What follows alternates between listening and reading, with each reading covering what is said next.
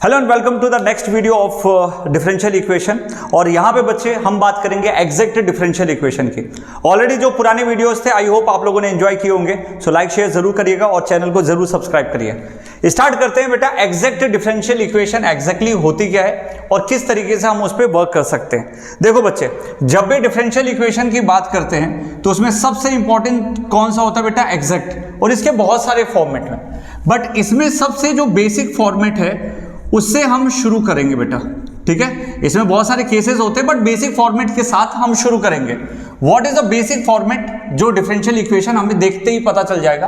तो देखो बेटा, ऐसा होता है, यहां पे क्या होता है, this is the m d x plus n d y which is equal to 0। इस फॉर्मेट में यदि कोई इक्वेशन है, इस फॉर्मेट में यदि कोई इक्वेशन है तो उसे हम लोग डिफरेंशियल एग्जैक्ट डिफरेंशियल इक्वेशन बोलेंगे। सर ये एम क्या है?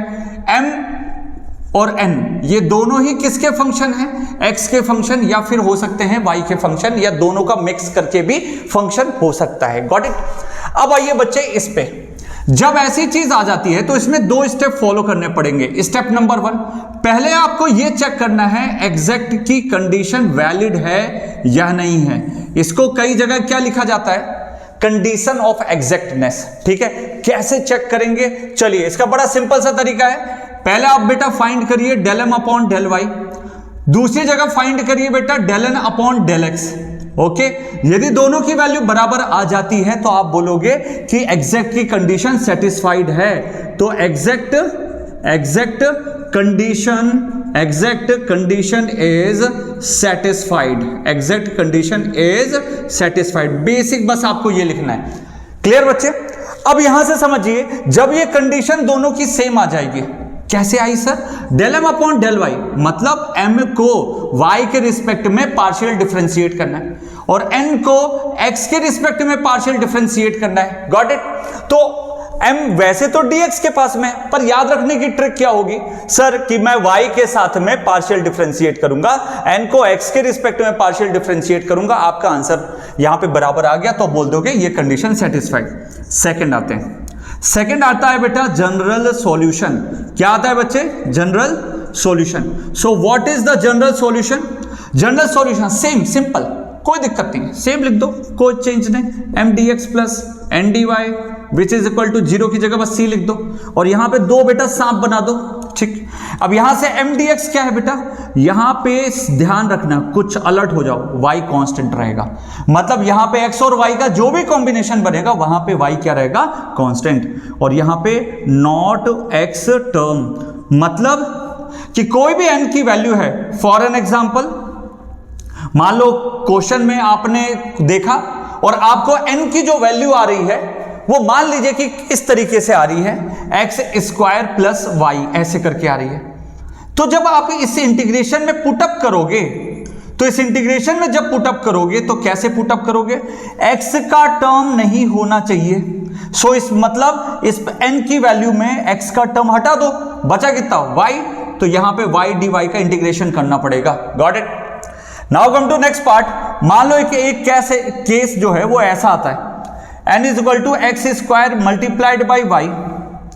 तो सर ये तो सेम है। नहीं बेटा, यहां पे क्या हुआ कि ये अलजेब्राइक फंक्शन है, मतलब बीच में प्लस माइनस आ रहा है, तो एक्स स्क्वायर है यहां पे भी एक्स स्क्वायर, बट ये मल्टीप्लीकेशन में है। तो क्वेश्चन में बोल रहा है कि not x term.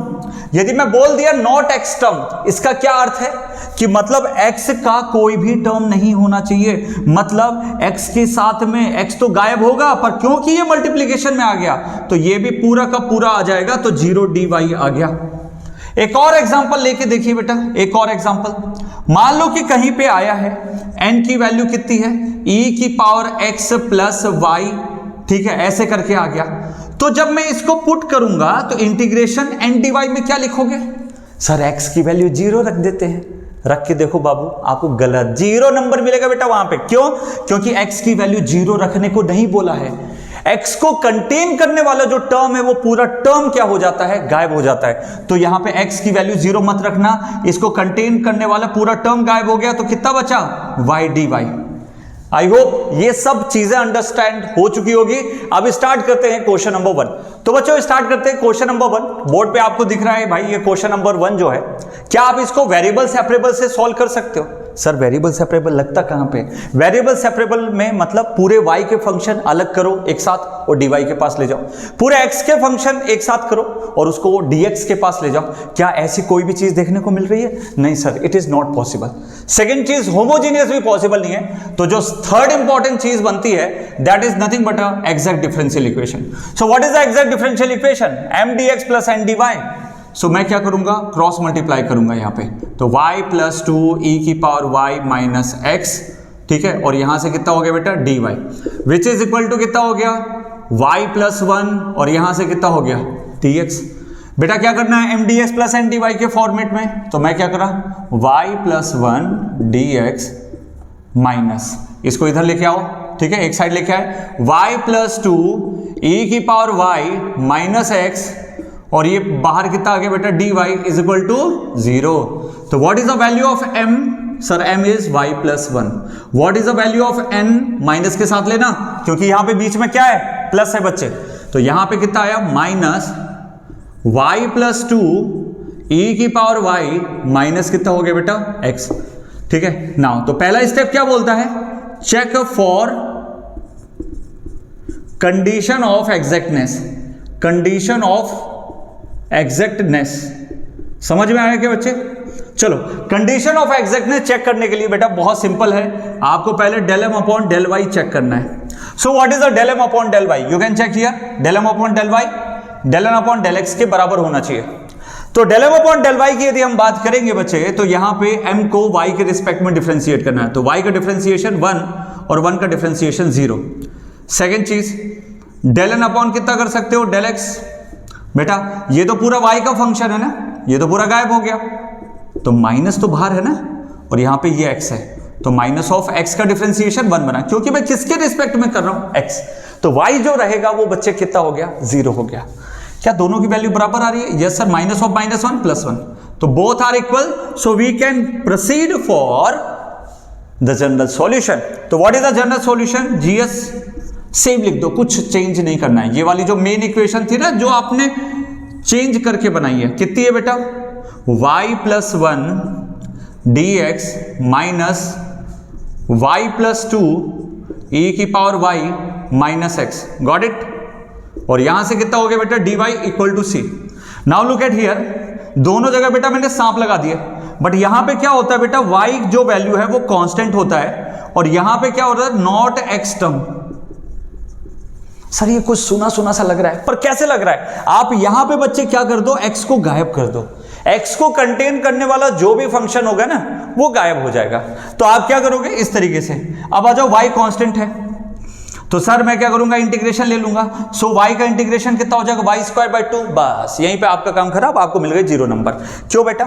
y constant है और dx के रिस्पेक्ट में करना है, तो y इंटू y तो कांस्टेंट रहेगा और dx का इंटीग्रेशन x आएगा। फिर 1 का इंटीग्रेशन dx कितना आ गया? x minus.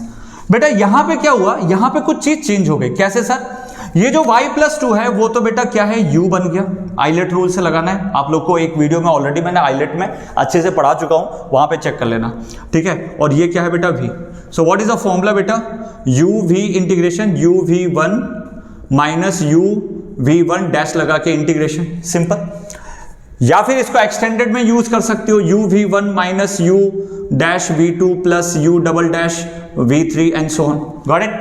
Now come to here, तो क्या करेंगे? u v1, तो यहां से y प्लस 2 लिखा बच्चे, और v1 मतलब जो v है उसको एक बार इंटीग्रेट कर दो, तो e की पावर y का इंटीग्रेशन e की पावर y हो गया, माइनस u डैश v2, तो जो u है उसको डिफरेंशिएट कर दो, तो y प्लस 2 का डिफरेंशिएशन कितना होगा? 1, और v2 मतलब e की, इसको एक बार इंटीग्रेट किया था ना, तो इस बार एक और कर दो तो 2 बार इंटीग्रेट हो गया, तो e की पावर y, और प्लस इक्वल टू में कितना आ गया बेटा?